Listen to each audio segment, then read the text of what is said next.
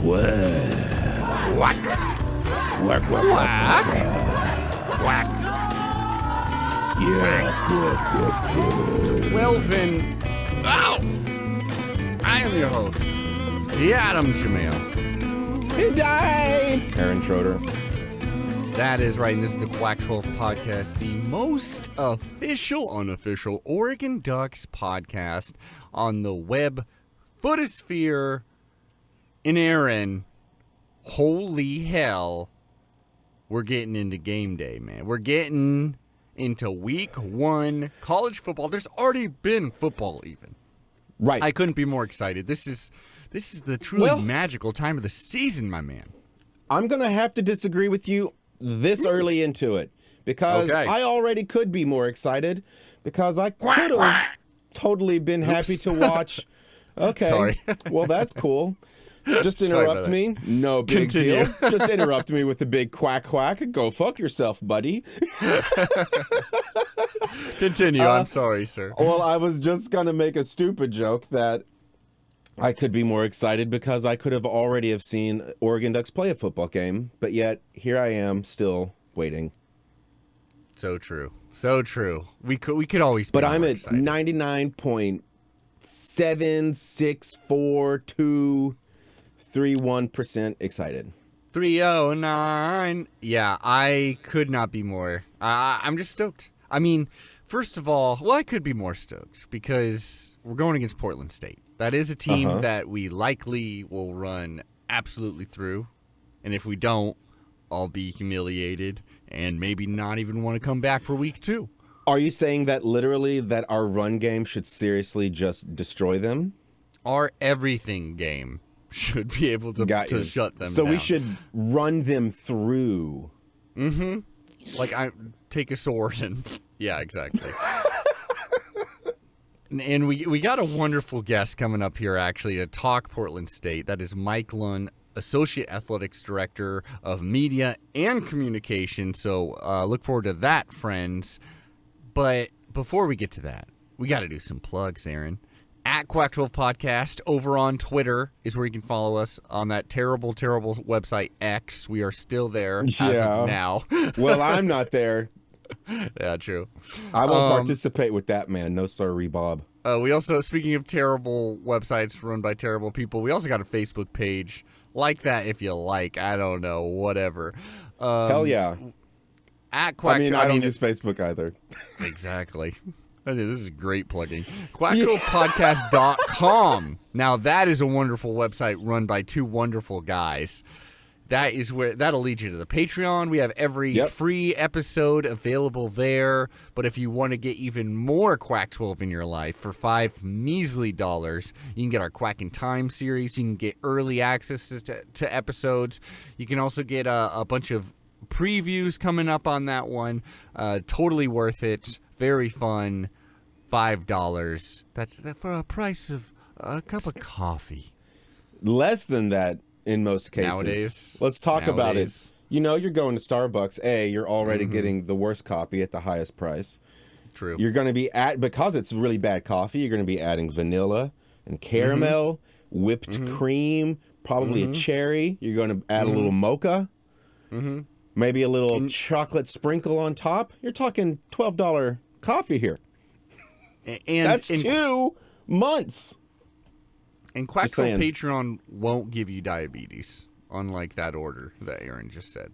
What it will give you, though, is tons of content where I run my sword through loads of imaginary teams in the Quack D&D series, which I think is maybe the best thing we've ever made. That's our best content. I mean, it's called Duck D&D, but other than that, I 100% agree with you. That is a very say? fun one. You said Quack D&D. You got Quack on the line.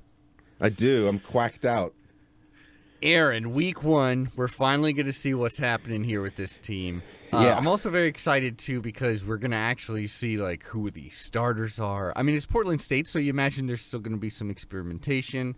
And a lot of these spots are locked in. Like, you know Bo Nix is QB1, obviously. But as far as the secondary, the D-line, the O-line, we're going to see what's happening. And overall, knock on wood, seems like we're pretty healthy at the moment, which is what you want to hear. Unlike those crystal ball years where it seemed like every year right before the season, 3 key people got injured and were out for at least 6 weeks. Like, I don't know what the hell was happening there, but it did seem to be. He was dehydrating them. Thing. Let's talk the truth. He was dehydrating them on purpose. We're talking about Taggart. That's more Taggart style with the rhabdo and shit. That truly was. Wow. Taggart, that was I mean, it's weird to call it an era. It was literally one freaking season. Yeah. But that was a nutso time, man. That dude nearly ran us into the ground and did run Florida State into the ground. But before we get into Duck football, Turnhill Will. Before we get into Duck football, well, we have some Oregon Duck news. But Hit me with it. I want to talk to you about some football games I watched, because there were some football games week 0. Right. College football. There was a number of games, but specifically I watched 2 games because they had something to do with the Ducks. Those 2 games, first one is obviously San Jose State's Mountain West team versus USC. USC has got so much hype on them. It's crazy. Number 6 overall in the land. Their offense, ridiculously good. They're returning Heisman winner Caleb Williams. So and just have stolen so many great players from other Pac-12 teams and such that offensively they may be one of, if not the best in our conference in the country, which has always been Coach Lincoln Riley's calling card, you know. Mm-hmm. But his other calling card is he's also had some truly atrocious defenses that will humble even the greatest of offenses, because it's like no matter who you're playing against, they're going to be able to score. They're going to be able to retaliate. They're going to be able to make runs. And so there was a bunch of people really keeping an eye on these defenses specifically, because that could make this a national title contending team, or it could make a team that, you know, loses to Utah in the Pac-12 championship game. Can't imagine that. Aaron, against San Jose State, which is a team that is not a top 25 contender even, really. That is kind of that isn't great. Has a fun quarterback in Chevin Cordero, but overall not a wonderful team. USC actually did struggle not to win. They won 56-28. They absolutely destroyed them in a way, but defensively they allowed 28 points. And at the half, this was a pretty close game, specifically due to some not great play right at the end of the second quarter from the USC that allowed the Spartans to get back into it. So that is something to keep an eye on. They did look mortal. That being said, USC, holy cow. Caleb Williams especially, he had this one play that really encapsulated like why he won the freaking Heisman. Okay. So they snap him the ball. He fumbles it. So it looks like a moment where San Jose State really is going to be able to like jump on this, like literally maybe. But he picks up the fumble. And at this point, everyone's running towards him. Even the secondary, seeing that something went wrong, you know, took a step or two, maybe a little slower, maybe a little coming, because you never know if he's got some good legs on him. You never know if he's going to be able to scramble. Yeah. So they take a second back. And that allows, somehow, Caleb Williams enough time, just barely, to toss this thing downfield for his longest touchdown of his career, actually. It was a 76-yard touchdown pass to Tosh Washington. And yeah, that just really showed you just like what he's capable of.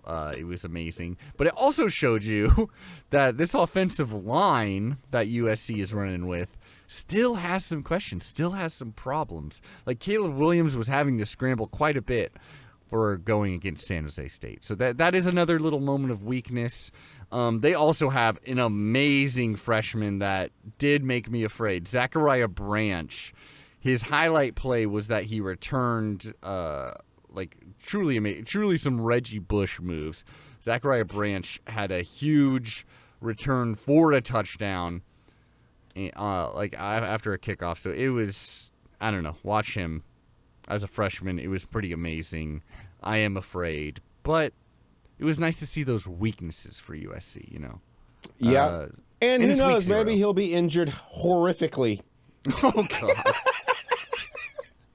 We wouldn't want that, right, No, Aaron? of course not. I'm not promoting that someone try to take him out. I'm just saying. All right.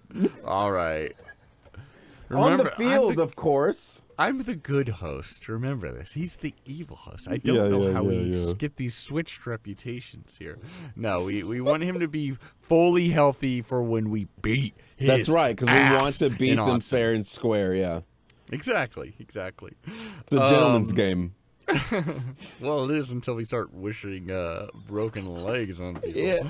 I didn't wish broken legs on anyone. I just said maybe. You said maybe. It's true. You're being very mob boss here, I got to say. But the other game I watched, it was not a Pac-12 game, but it was a game against a future opponent. The Hawaii Rainbow Warriors, home of the absolute greatest old school logo of all time. Whew. Wow. We're showing it. By the way, you can also follow us on YouTube, in which you will see what I'm talking about here right now.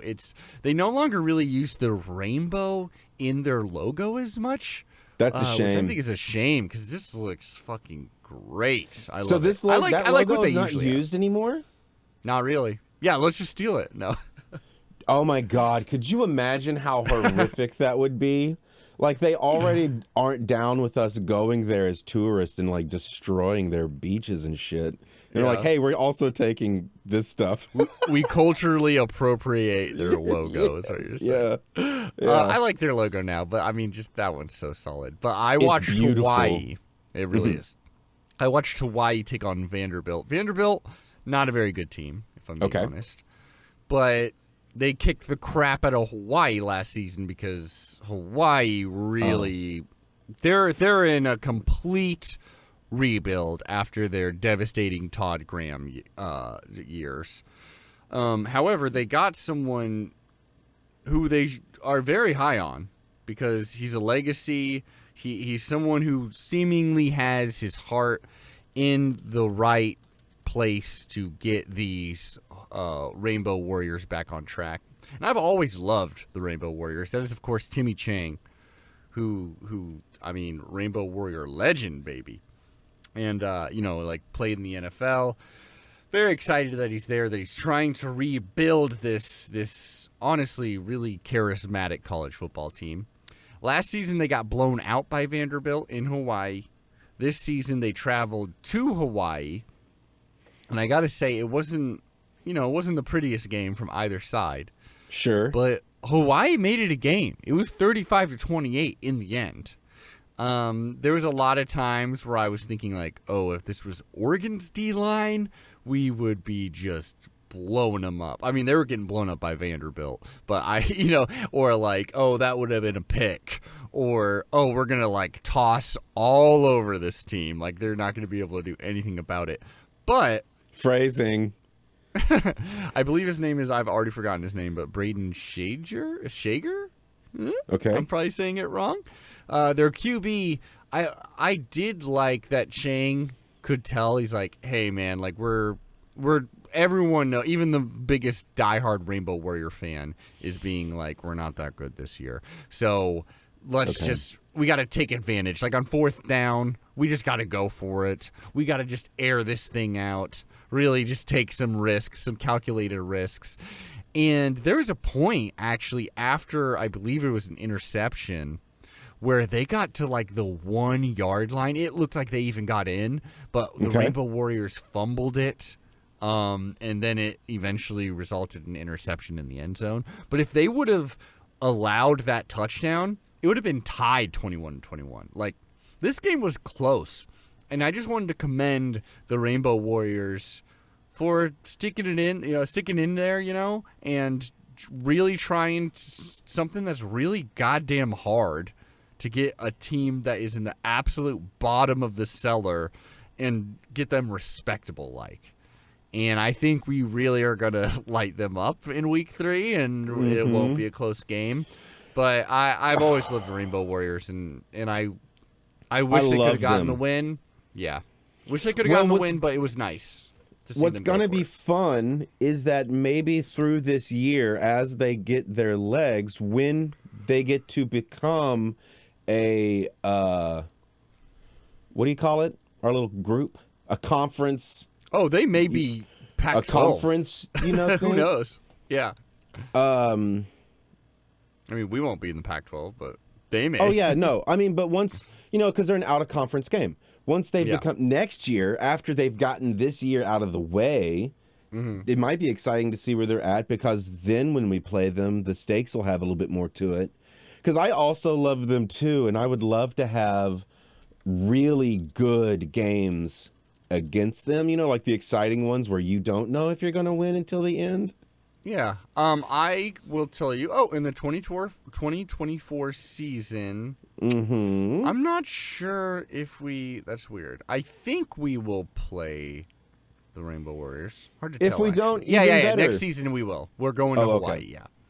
We're going to Hawaii, baby. Woo! Yeah, so it was fun to watch them. I actually had a good time watching it. Maybe it's just because it's week 0, but it was good to see the Rainbow Warriors.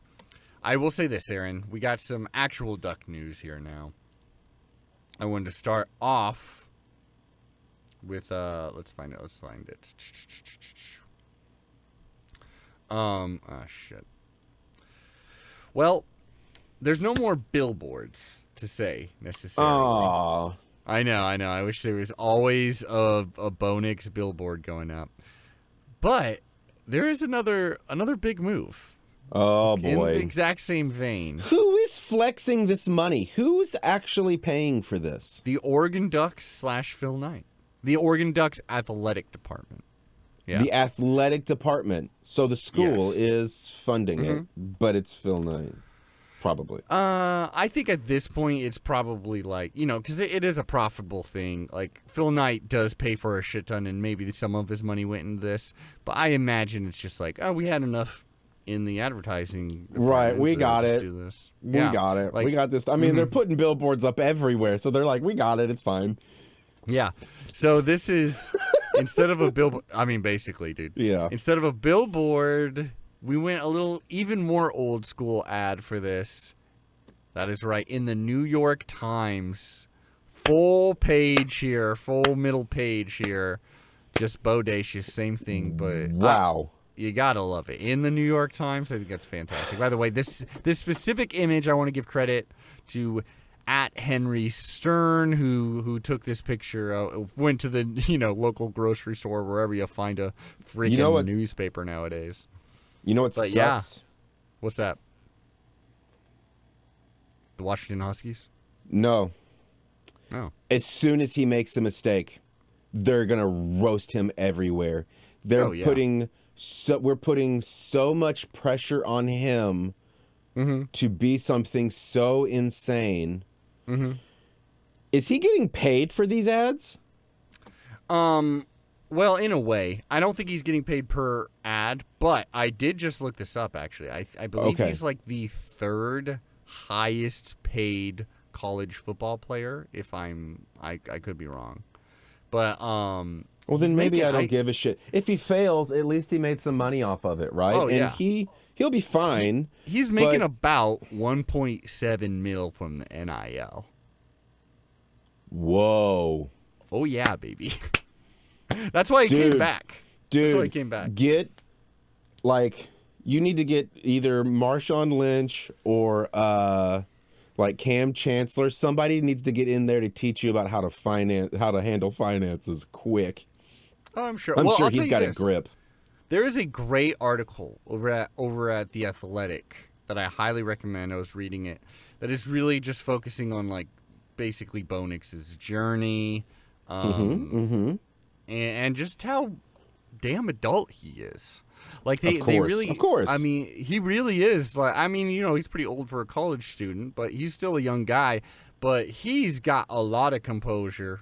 Like he's practically an adult. He knows the game really well. And even when they were considering hiring OC Will Stein, which I think was a big reason of like he's wondering like, am I going to stick around or not? I don't want to stick around if a team sucks, you know. He was grilling our offensive coordinator, being like, you know, like, what do you do in this situation? What do you do in this situation? What are your thoughts on when, you know, they're blitzing like this? Like, he was drilling them as if he was a 40-year-old coach. Like, couldn't have a better head on his shoulders right now. Like, sure. I'm pretty damn excited. But see, that's the problem. That's the thing I don't actually like about it, is that it's so much hype that the very first time he has a game where he's just not reading it right or something, you know, and it's just kind of a misstep he's just had a bad day. They're gonna roast him. Yeah, you know? They will. Like, well, remember, we're not that far off from when it was a meme. When he was over in Auburn, he was having a worse time. He was a legacy there. The pressure was insane. Plus, it's SEC fan bases. Right. But the meme was like, oh, he's having I forget the exact wordage, but he's feeling good. He's having a great time. Could be a dark horse for Heisman. And they roasted him for that because he had a bad season. But then he comes to Oregon. He even said the pressure is a lot less. Okay. And the offense is working good coaching with him. Yeah, the offense is working around him as opposed to being like, Bo Nix, do this now, Bo Nix, do that. He's had 5 OCs in his college career. Oh, my God.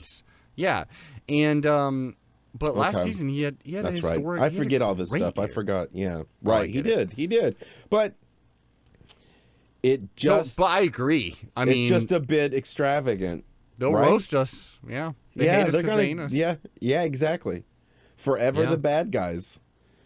The meme can work either way, where it's like I'm imagining someone is gonna put the New York Times the Times Square billboard on like a bathroom stall, you know, door. Like that'll be a meme or something if he sucks. But also we can put that thing on like the Space Needle if we beat them in Seattle. Like memes will be made, and I think that goes to show you the power of the advertising on the billboard. Yeah, is that people are memeing it, people are talking about it. Right. You know, you could say that as soon as he messes up, somebody could easily just attach it to like Trash Island out in the ocean.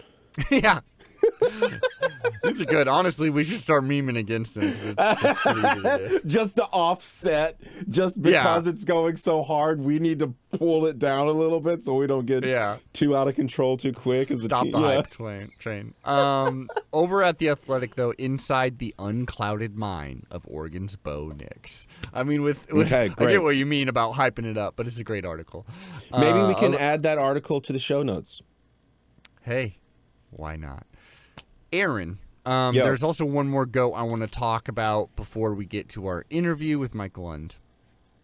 And that goat is, of course, the queen herself, Sabrina goddamn Ionescu, breaking so many records in the WNBA. I assumed, that she was going to continue to be great, continue to be one of the greatest. And, my Oregon fandom, plus what I saw her achieve here, made me think she's going to be the greatest WNBA player of all time. But you never know how these things are going to work out with injuries, with what team you land on, with a million things. Aaron, she is absolutely matching that hype. Not only is she leading New York Liberty, I mean, she's on a great team. Like, she's not even the arguably best player on her team. Breanna Stewart is amazing.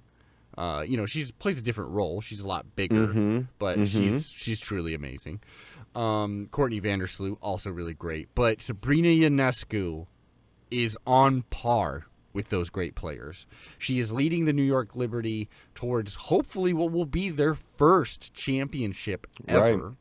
The fans love the team, love her. Apparently her shoes got stolen at a game even. People love her so much.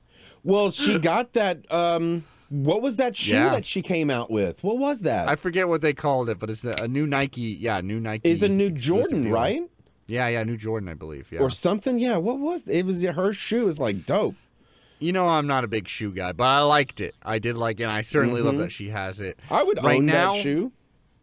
Sure. If someone bought it from me, absolutely. In the WNBA, I'll tell you this. There's last year, Las Vegas Aces won. Okay. And this year, they're still in number one overall. Okay. We're getting pretty close to playoffs. We're only about 5 games away or something like that. So it's been Las Vegas Aces and New York Liberty are fighting for basically number 1, number 2. Right now, Liberty is behind them. But Liberty just got off a win over the Aces. They've played them like 4 times. I think they've won, or I think they've played them like 5 times or something. I don't know. They've all been pretty competitive, or at least they've been back and forth, and like usually home court advantage wins. New York Liberty just defended their home court advantage after losing to the Aces not too long ago, but this time they really dominated them. Thanks in large part to Sabrina Ionescu, who, by the way, she now has, she is the first WNBA player in history to have 600 rebounds and 600 assists through her first 4 WNBA seasons. So it's just her career is going at a faster rate than most other people or all other people in the WNBA. Not only that, as I said, in college she was much more of a true point guard. Going to the hoop and stuff like that was a lot more of what she was a threat for. Not that she was a bad shooter. She was an amazing shooter. In the WNBA, her game is becoming even more so of a distributor, but more of a 3-point shooter. That level of her game has gone even higher. I mean, we saw her in the 3-point shooting contest, right? Right. Like she broke that record this season. And not only that, in this season actually, so this is the 11th time she has hit 5+ 3-pointers in a game this season, which is more than any other player in the history of the league. Right. Already. She's not far off from getting the most 3-pointers made in a single season.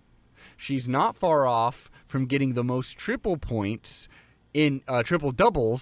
in history in the WNBA. Like, it is just rapid how much she is taking over this She's league. having a real, what I like to call the shut up and sit down, watch me cook moment. Oh, yes. And it's all moving towards the Aces and Aces versus Liberty. Who will get the home court advantage in that potential playoff run if they were to meet in the championship game? Right. Right now, Aces have 4 games left. Yeah, okay. Liberty has 5 games left. They are 1.5 games behind the Aces. So Aces would need to lose at least twice. Liberty would need to win like all their games basically. But so it is possible, but no matter what, they are trending up. We are going to it's a wonderful team to watch.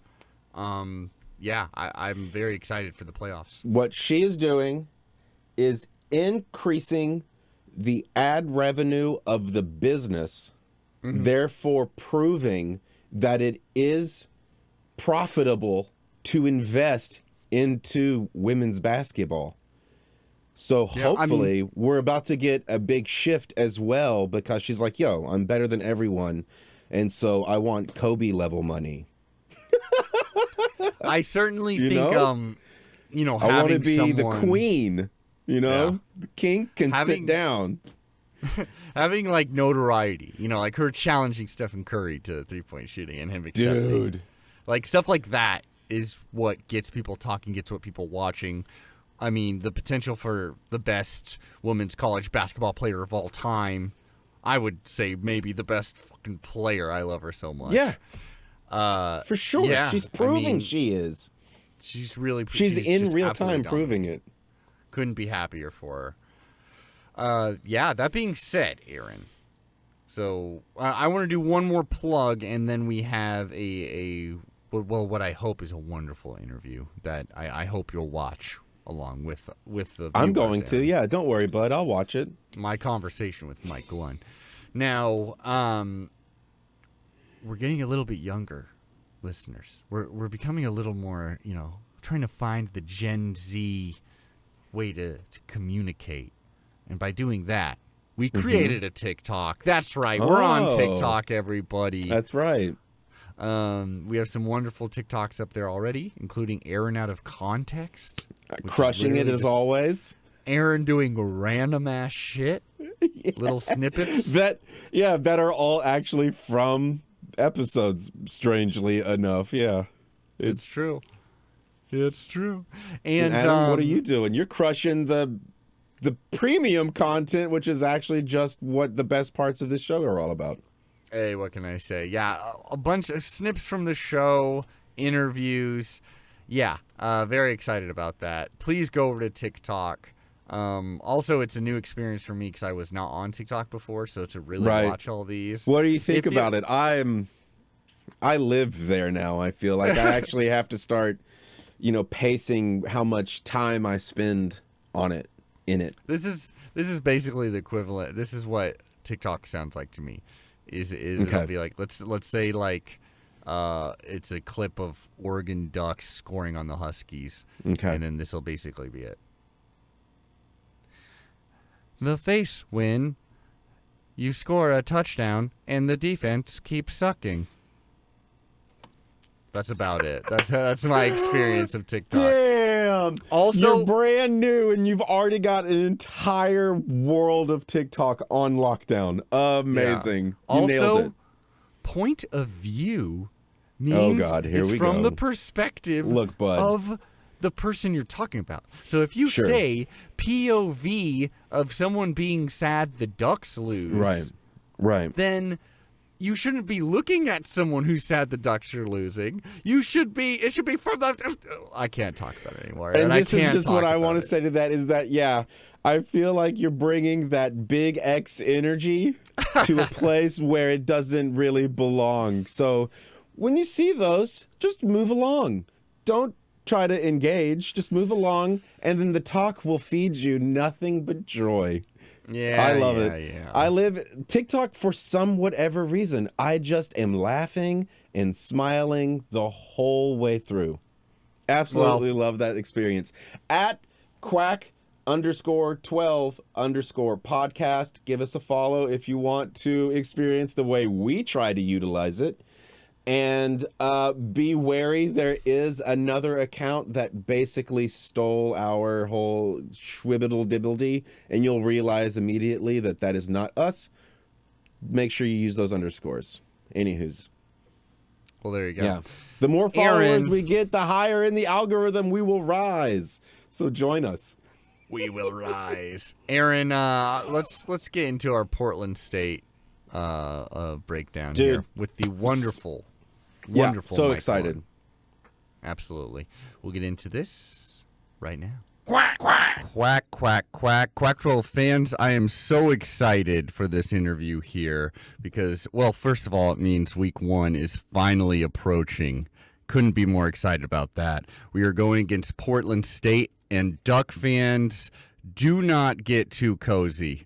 Because one of my favorite memories, whenever I think about Portland State, is that 2015 season in which they beat not one FBS team, but 2 FBS teams, Wazoo going down, and then actually the biggest upset of any FBS team by an FCS team, or win, I should say, when they took on North Texas. And today, to talk about the Vikings, we got Mike Lund, the Associate Athletic Director of Media and Communications for Portland State. How you doing, Mike? Very good. Thanks for having me. Absolutely. Now, the Big Sky has finished with 6 top 25 teams last season, and it regularly challenges for the FCS title. What do you believe are the steps that need to be taken with such an impressive conference to be a true competitor in there? Well, I think, we are fortunate that we play in what we believe is the strongest FCS conference in the nation. We're fortunate, I guess, and unfortunate in that every week is an absolute grind, whether you're playing someone at the top of the conference or the bottom of the conference. So we play really high-level competition every week at our level. Certainly, I understand and I've seen over the years the differences between FCS and FBS football. In Portland State, you mentioned a couple of great wins. I was fortunate to be there and see those. Things really have to go right for a team at our level to compete and have a shot at a team at the FBS level. But I think we have proven that we can do that consistently. I mean, a good example, last year, we were leading San Jose State with a minute to go down there. And their quarterback, Siobhan Cadero, tremendous quarterback, led them on a final minute drive. They scored and beat us 21-17. But we know we can compete. Certainly the number of talented players, the speed, the size, all of those things are a great challenge when we go up against a program like Oregon. There's no doubt about that. And you can't make any mistakes. But we believe we can go down and compete. And as our coach, Barnum, says, you battle and you try to get the game to the fourth quarter. And if you can get to the game to the fourth quarter, who knows what might happen. Absolutely. Last season, it was 4 wins, 7 losses. But as you said, there was still a lot of promise in that last year. This season, what specifically has gotten you feeling optimistic about these Vikings? Well, I think, we'll start with the offense. We have a quarterback. He was a first-year starter last year, Dante Sacheret. Just a superb athlete, very talented. And his game IQ has gone up dramatically. I mean, he just needed the experience, the opportunity. He's a junior now. He started last year for the first time. And I think he brings a tremendous run pass threat to the game. And then behind him, we have a very deep backfield. We have what we believe to be a very deep receiving core. And we have veterans on the offensive line who've been starters for a number of years. So I think an experienced offense, a deep offense. Injuries were a big factor for us last year. We go into this season pretty healthy. We got back a key player in Darian Chase, a wide receiver. As a freshman, I believe he caught 55 passes for us. He missed last year with an Achilles injury. So I think offensively, we feel like we can put up some points. We have a really good group there. On defense, we do need to rebuild a defensive line that was loaded with seniors last year. We think we've done that. We've got a lot of young guys up front, so it's going to be a wait and see a little bit. But we like their athleticism, and we have good experience at linebacker and also at defensive back. So I think overall, a fairly experienced team going into this season, much more so than last year. Nice. Someone who really caught my eye is AC Patterson, not only because he's been an impressive in his stops, but also he's so dang young. Now the offensive coordinator, running backs coach as well.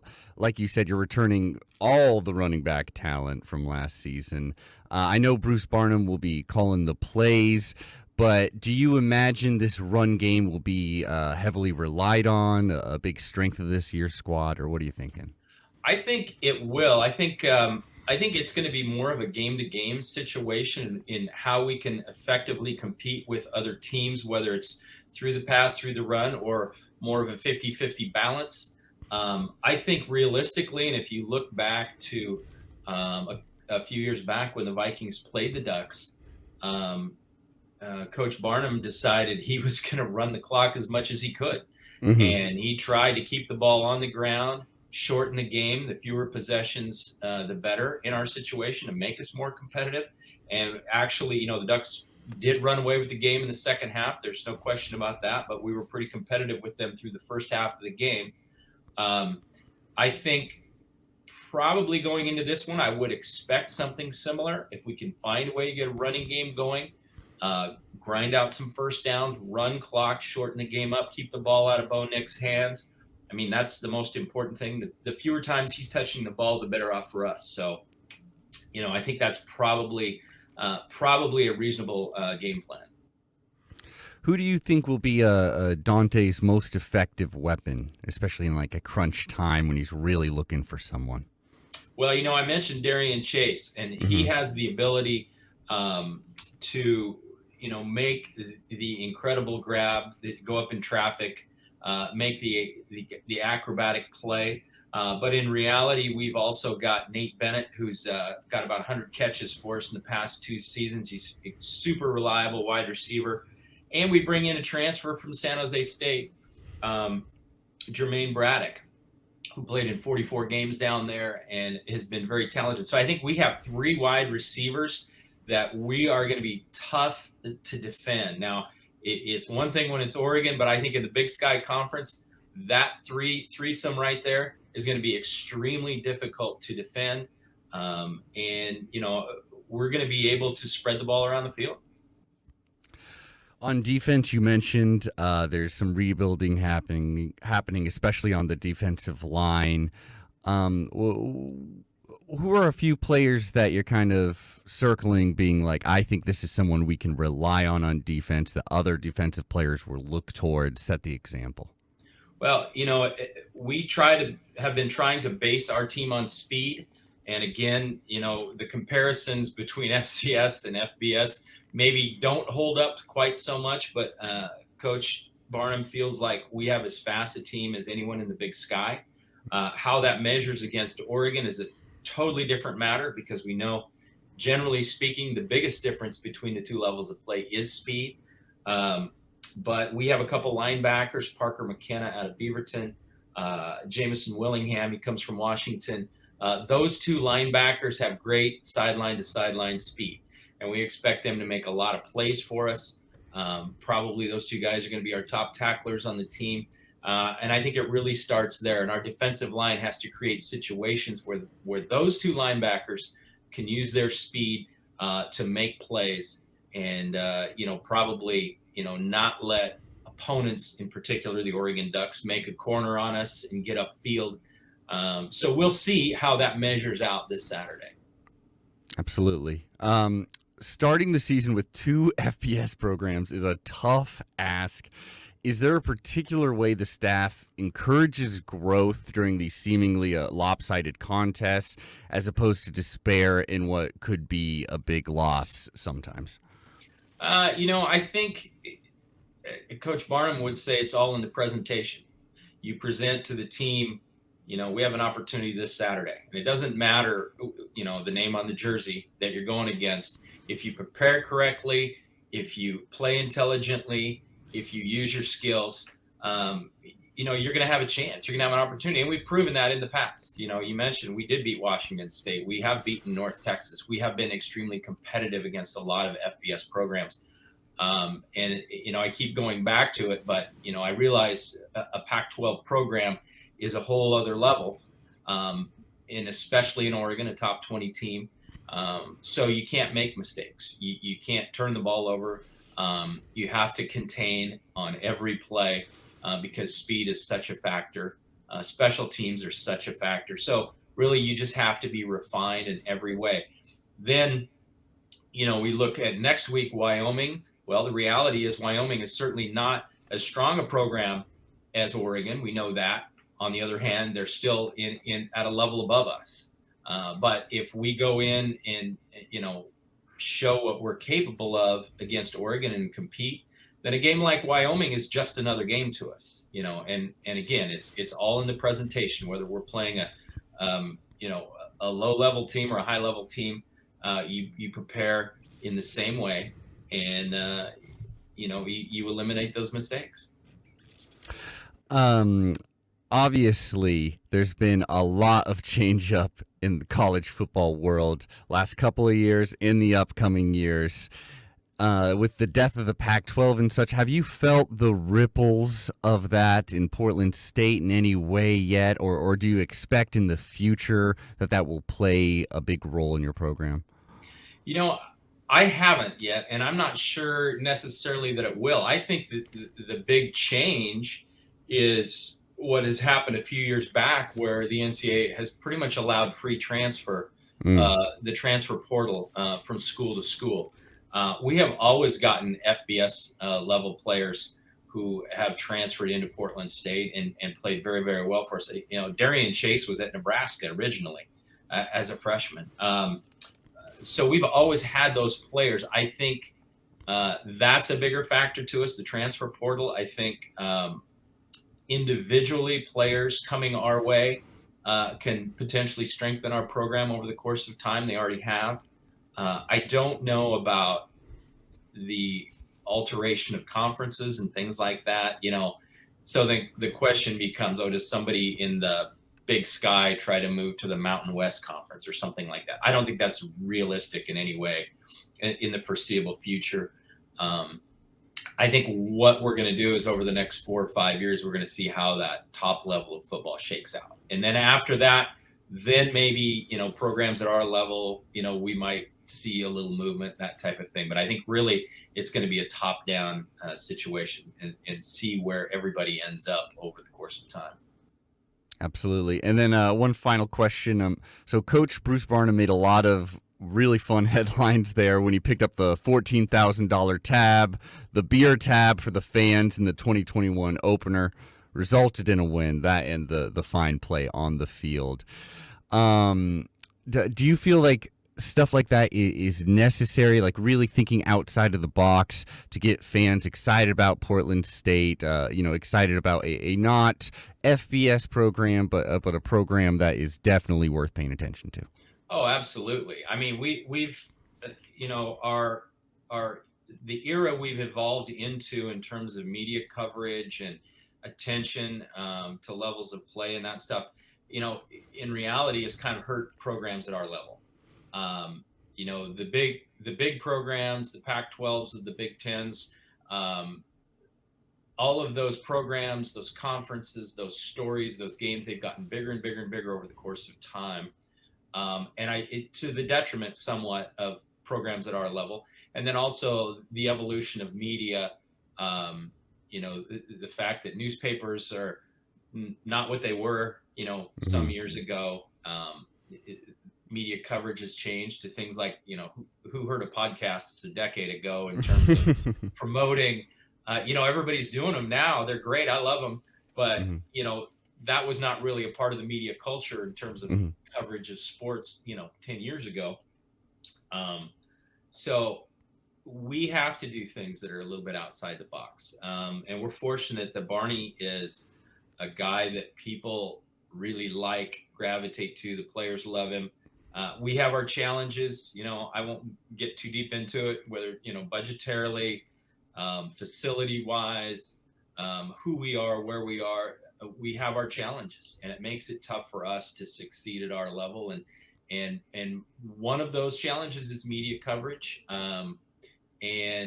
Obviously, if the media, and I'm not saying it's the media's responsibility, but if the media is paying attention to you and putting information out there about you, people are going to look at that and go, oh, that's interesting. That must be important. That must be something I need to check out. Well, we kind of have to do that for ourselves as opposed to University of Oregon.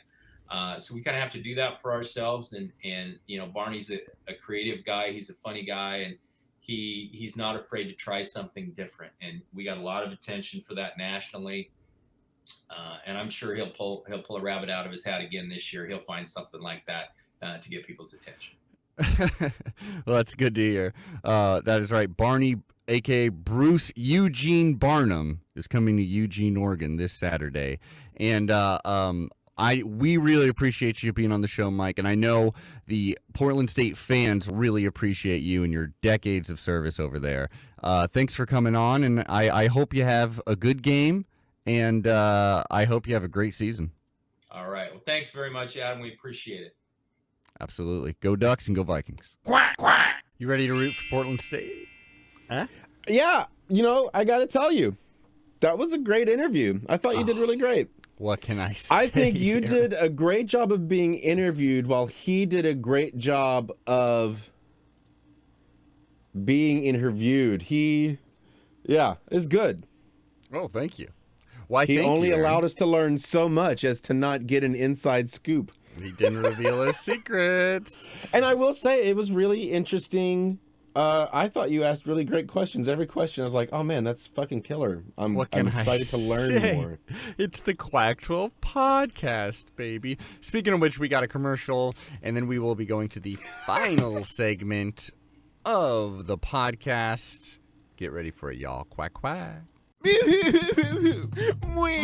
What's wrong there, young sports fan? My life is falling apart. My family left me because I won't shut the fuck up about my favorite team, the Oregon Ducks. What you need is to join the rest of the flock at the Quack 12 podcast. Sounds great. Is it some kind of drug? Will an eighth be enough? Because I'm jonesing really bad. No, it's not a drug. It's even better. It's the world's greatest Oregon Ducks podcast. So do I snort it? Visit quack12podcast.com to find free weekly episodes and links to the Quack 12 Patreon. I'm sold. Who needs a family with drugs like this? Quack, quack. That's right. Wow. Yeah. I forgot about that one. There you go. And I'm working on a new one. I'm working on a new commercial, folks. So I'm excited to hear it. Get Also, ready for it. forgotten what that one is about. Yeah. So super pumped. Super pumped to find out where ridiculousness I'm told to go. That's right. Well, Aaron, so obviously there's been one Pac-12 game. It's already happened. Yep. We didn't choose it. We all probably would have chosen USC is my guess. But Nope. yeah, that's in the past. Oh, never mind. But right now, my friend, We got to have get into the games coming up in the real season. Because zeros, nothing, as we all know. Mm-hmm. Or maybe it's something. We just haven't found it yet. Tell you the truth, I wasn't paying attention. Regardless. Let's get into it. That is right, everyone's favorite segment, the picks. We got the picks, y'all. And once again, it is the Great Pick'em Challenge. Oh, yeah. Couldn't be more excited. I think I've said that about 200 times this episode. Mm-hmm. Aaron, we got plenty Okay. of games to pick from. Final season of the Pac-12, which obviously adds to the intensity of it all. Let us not waste any more time. Let's get into it. Let us dally no more, dear sir. Now, first of Ooh. all, Utah will be playing Thursday, 5 p.m. on ESPN against the Gators, the Florida Gators. I've always loved that logo. It's a big one. Last season, it was very heated contest down in the swamp. It ended near the final drive where, my man Cam Rising was picked off. Cam Rising may not be available for this one. Same with Brant Keithy. May also not be available. Those are like the two biggest threats. If they're not there, as Hitler said last week or so, that could be a devastating one. Now, Aaron, I've got Hitler's picks here because we're trying to keep a running total. Would you like to hear it before you make your opinion? No, I already know who's going to win this game. All right, well, I'll tell you, it's at number 14, Utah, in Salt Lake City. Who you got here? Or do you want to go first? Do you want to go? I think I won last season's pick'em, so I'll let you go for week. And since we're both at 0-0, I'll let you go first. Who you going Pretty sure with? I won last season, but I'll allow you to believe what you believe for now. As and always, it's- yeah. As always, And we didn't actually, write it down, so a listener could look it up if they want, but we all know they're not going to. Don't look it up. Just know I won. That's all that matters. Okay. Well, I didn't though. I'll let you know. It's gonna be. Yeah. It's gonna be the Gators. You think the Gators? Oh, for sure, all day long. I could see it. I could see a world in which the Gators go in there, especially without a Cam Rising, without a Brant Keithy. I could see the offense not working, without a sure quarterback, without a dominant tight end. And we all know how Andy Ludwig loves his tight ends. However, it is in Salt Lake City. In that environment is just brutal. I do think there's enough. I think Kyle Whittingham is a good enough coach. I think they're winning this. I think the Pac-12 starts with 2 wins back-to-back. Hith's pick is Utah, by the way, as well. Wow. All I know is that I'm looking at one hungry alligator staring at 2 bloody chicken wings, ready to just chomp down on that meat. Couldn't have put it better myself. Up next, after that, we got the Arizona State Sun Devils defending their home turf with new head coach Kenny Dillingham on Thursday, 7 p.m. at Pac-12 Network against the Southern Utah University Thunderbirds. This is that team that when Willie Taggart was our coach, speaking of the devil, we hung 70 points on them. Maybe it was 77. I can't quite remember. So they're not great. You know, they are lower, like they are an FCS. It'd be an insane upset for them to beat the Thunder, to beat ASU. Who do you got, Aaron? Well, first, okay. What is this other team called? The what? What is that thing? That's a Falcon? Southern Utah University Birds? Thunderbirds. I do Thunderbirds. I was close. Lightning Birds is better. Whatever. I'm gonna go. I think the Thunderbirds are gonna take this puppy home. Well, that's idiotic. You sure? You doubling down on that? Well, I'm curious because the first slide said at, and this one says versus. So. They're defending their home. Arizona State is going to them? No. Arizona State is defending their home turf. That's why it's versus. Oh, okay, never mind. I'm not okay. Still think the Thunderbirds are going to take it, maybe. Well, that would true. You should put some money on that if that's the case, because it will win you a lot if they do.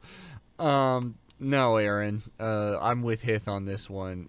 ASU is absolutely winning this one. They're dominating this one. Interesting take. Kenny Dillingham, see us through. Please don't completely embarrass that squad. Stanford is visiting someone. They are on the road against, hey, look who it is, the Hawaii Rainbow Warriors. Friday, 8 p.m., CBS Sports Network. Yes, apparently that is a thing. This is a tough one. This is a lot tougher, I would say. Where are you going with? Stanford, Troy Taylor, new head coach. Hawaii, as I said, I'm optimistic about them, but there's still a lot to be fixed about. But they did look better this year than last. This is their new logo? Newer. Yeah, but yeah, this is okay, I still like the old one better. Oh, I like the old one. Geez, oh, peesh. I'm just going hard against Stanford here. I have to go Hawaii all day. Yes! I got the old logo up in case that changes. Man, it's so good. You going for Hawaii, you said? Yeah, absolutely. Guess who that puts you in league with? Hithliday. That is right. I think even though Stanford is absolutely rebuilding. Obviously, Hawaii is too, but they have a little bit of a head start. I still think talent overall is going to win this thing. I think Stanford's going to win. I think so. Wow, I am your going favorite against... team. It's your favorite. Shut up.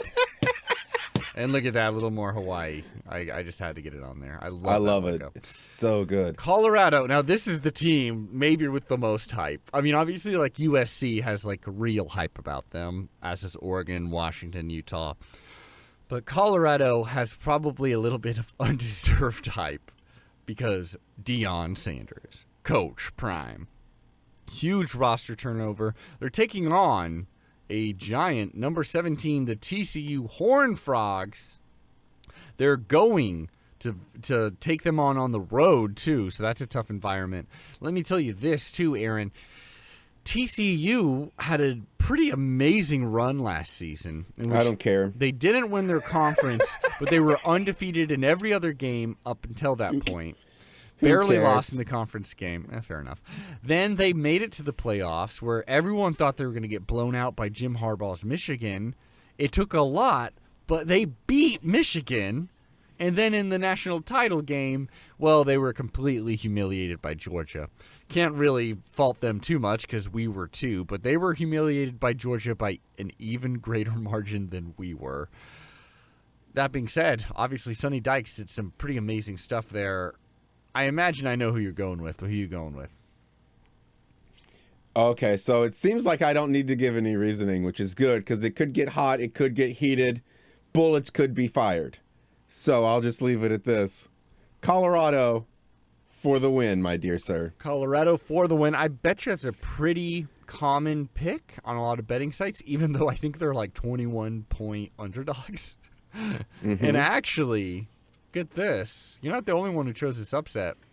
Hythloday is also going. Oh, no, sorry. Hythloday going with TCU. Yeah, he's not at all. He's going the complete other way. That is right. And I am also going that way. You had a 50-50 shot of getting that and right, I missed it. And you missed. Well, over on our TikTok, the Quack Podcast TikTok, Hythloday did specifically said it's within the realm of possibility that Colorado wins all 3 of their games to start off with. Not sure if that's true, but there you go. Shout out to Dan Carlin, host of probably my favorite podcast, Hardcore History. Yeah. Apparently, he's a big Colorado Buff fan, and he'll be watching. But yeah, I mean, all I gotta say is, Hith's word is gospel. So yeah, so I guess you're wrong. Washington, number 10, Washington. They will be defending their home turf on Saturday, 12:30 p.m. on ABC. So this is a big game. Honestly, probably the second biggest game of the entire Week 1 schedule against Boise State, the Broncos. Andy Avalos there, our old DC, really trying to get them back. I mean, this is the Chris Peterson Bowl because he coached both these teams famously. Really made them pretty great at times. Boise State supposedly has a good run game nowadays. They're looking at a good QB that is good at utilizing that run game. This would be a pretty fun upset, obviously, to really cut that hype of Washington. Washington, though, they got a Doomsday, Michael Penix. Who are you going with? This is a tougher pick, I would say. I would say it's fairly simple, Adam, actually. It's the Huskies all day, every day. Well, then fuck me. Yeah, well, I'll tell you this. Hythloday's on your side as well. Wow. Okay. And as far as I'm concerned... Put thy X energy aside and just think about who probably has the, logical win. Logically, I'm going with the home team, unfortunately. I am going with Washington. California now plays Justin Wilcox. We don't even know where they're going to be. Are they going to be part of the Pac-4 next season, or are they going to the ACC? Apparently that's a possibility. Makes no goddamn sense. Here's Saturday, 1 p.m., ESPNU. They will be going against North Texas, which I do believe is in Denton. Am I correct? Correct. Okay. Yeah. And it was also just mentioned in the interview. Right. That's right, with Mike Lund. So, because of that, I think North Texas is going to win this game. That's not a completely out there opinion to have, I believe. Okay. I mean, it's on the road. Cal is, I think, struggling in many, many ways. North Texas hasn't been great, but they're at home. I'll let you know, Hythloday has Cal winning this. I'm backing my boy this pick, though. I'm going with North Texas. I'm on your side, Aaron. I'm on your side. Way to go, Denton. Also, I know someone from Denton. Shout out JT. So I'm going with you. I'm with you on this, buddy. Number 6 USC. I don't know. Number 6 USC. They are at home once again, where they just destroyed San Jose State. Though they did allow a few big plays from them. They allowed 28 points. People are really crapping on that Mike Grinch defense.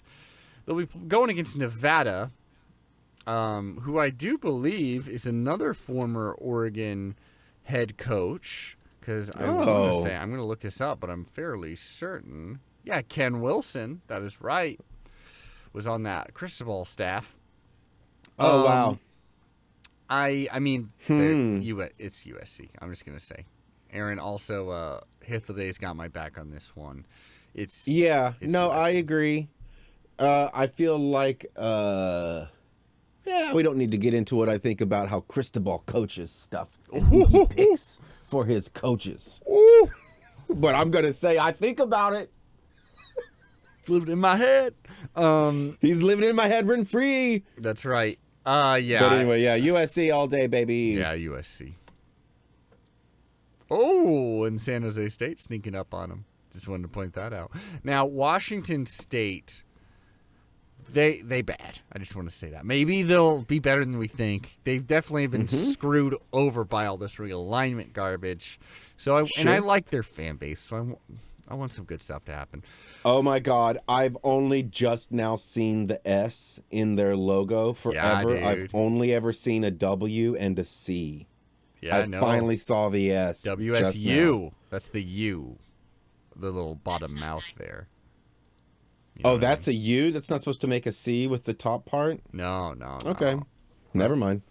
Learn I guess I'm just saying it all wrong. Love this other logo. Looks Colorado State. like a truck. Yeah, it is. Built Ford tough. Yeah. That's a Bronco, I think. Whatever. Hifladay Dodge. pick. That's Dodge. Hifladay pick. Right. You're dodging my Wazoo? question here. He's going with Wazoo. Why are you showing me? Why are you infiltrating my mind? I'm sorry. It's going to be... Here we go. It's going to be... Hithilday's in my mind too much. And I think he's... I don't remember what he said. I'm going to go with the Dodge Ram. I'm actually going to back you up, too. I'm actually backing you up. Saturday, 4 p.m. at SBS, SN, CBS Sports Network. I think if you watch this game, you're going to watch an upset of a Pac-12 team. I'm with you, buddy. Arizona. CBSSN. That's too complicated. They should have thought of something better. Well, they would say CBS Sports Network. Arizona, who is, they haven't made a bowl game in a couple of years, but Jed Fish does have them pointing in the right direction, at least. They'll be taking on Northern Arizona University. Keep in mind, the wrong direction was not long ago when Northern Arizona University, which is an FCS program, beat Arizona. That is as if Portland State beat us in week 1, just to let you know. This is Saturday. It's not out of the realm of possibility. Not out of the realm of possibility. Anything can happen at any moment. Absolutely. Saturday, 7 p.m., Pac-12. Okay. Who do you got? Who do I got?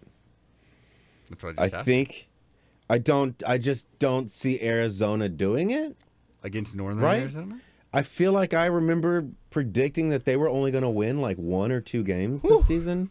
So I don't see it happening here. If they were, I'd imagine it'd be this game. You're going with Northern Arizona? The Lumberjacks? I feel like I have to. Again, put some money on this if you're serious about it, because it would be bonkers. Arizona, 100%. 100% Arizona. You're a fool. Okay. You're a fool, Aaron. UCLA, Chip Kelly. Okay. Yep. Who knows who will be the head? I think they're using multiple QBs, like Ethan Garbers, maybe Dante Moore there as well, freshman. Really? Yeah.